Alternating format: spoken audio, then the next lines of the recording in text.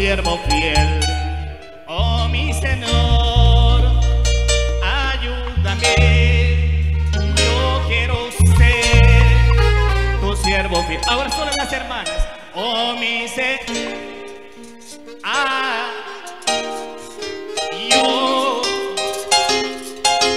no se escucha esa madre. Más fuerte.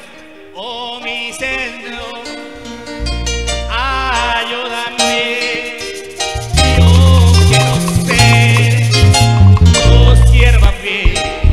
Por medio de las, nunca me dejes.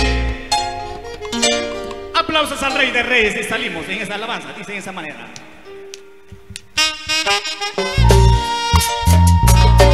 Use sus manos en esta madre, hermano, en esta noche. ¿Y quién es el que vive? Y a su nombre, bendito sea por siempre el Señor.